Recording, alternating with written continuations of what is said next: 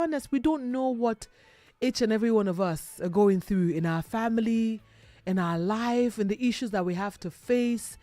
And that is why when I see posts that talk about how we need to be kinder to each other, so important in the grand scheme of things, because you want others to show you the exact same kindness that you show to others, right?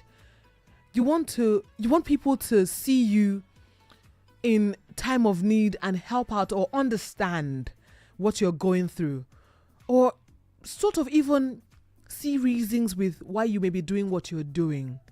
In this case, we have a young man who's just 27 years of age, works in a financial institution, catering to his siblings, and he has to pay bills. I went on to ask him, and he told me that his other brother is still in the university. The other ones after are still in the university as well. And one just finished secondary school, about to write JAM, or just wrote JAMs, about to get into uni. And he has to sort out all of their bills.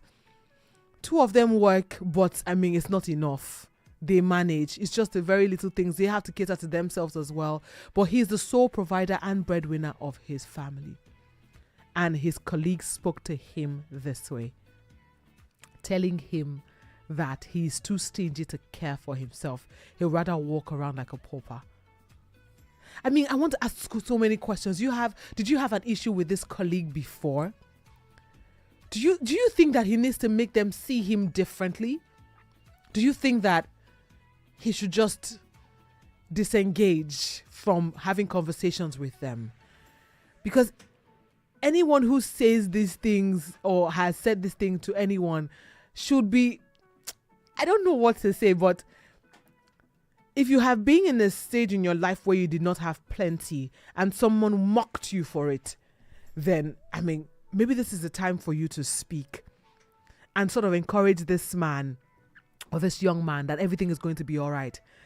I think it's time for us to pour words of encouragement to him, because nobody ever wants to be seen as a pauper.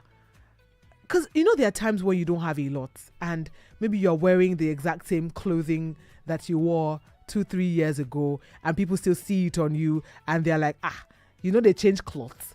Because this vendor obviously comes to how in banks, because I've sort of not experienced, I've sort of heard of stuff like this where some of these vendors target banks where they sell shirts and quality shirts and trousers, H&M and all of that, and jewelry for staff of financial organizations, and then they'll tell them, you can pay at the end of the month when your salary comes in.